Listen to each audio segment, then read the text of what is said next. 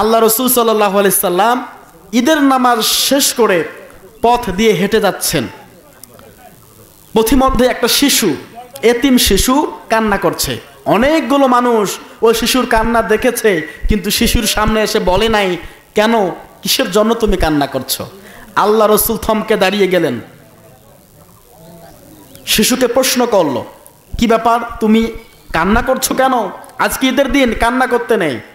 শিশু কান্না করছে আর বলছে, কান্না করছি এই কারণে, আমি এতিম, আমার বাবা মারা গেছে, আমার মা অন্যত্রে বিবাহ করেছে, যেখানে বিবাহ করেছে ওই বাবা আমাকে দেখতে পারে না, মা আমাকে খেতে দিলে আমার মাকে মারে, আমার মা আমাকে আদর করবে, ভালোবাসা দেবে, উনি সহ্য করতে পারে না।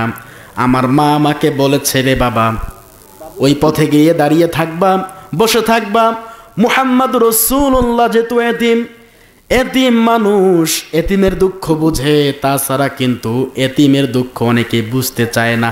কথা বলেন ঠিক কিনা? এতিম হয়ে দেখলে বোঝা যায় এতিমের দুঃখটা কত দূর হতে পারে।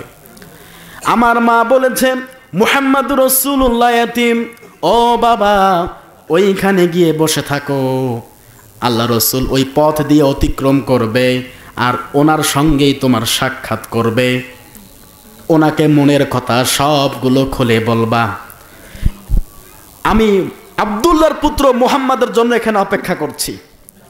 আল্লাহ রসুল বলে, শিশু, হে বাচ্চা, আমি আব্দুল্লাহর পুত্র মুহাম্মদ, আমিও এতিম, আমিও জন্মের পূর্বে বাবাকে হারিয়েছি, মাকে হারিয়েছি, আমি এতিম।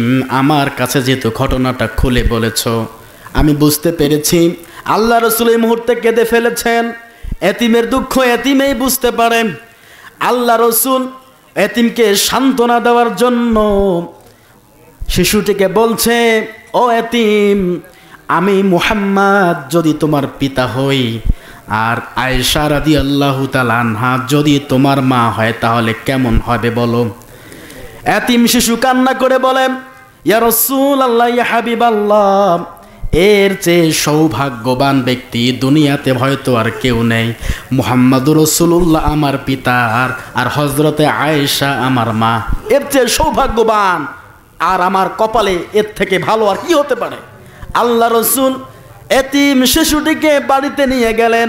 আয়েশাকে ডাক দিয়ে বলছেন, আয়েশা, তোমার জন্য ঈদের দিন একটা উপহার নিয়ে এসেছি।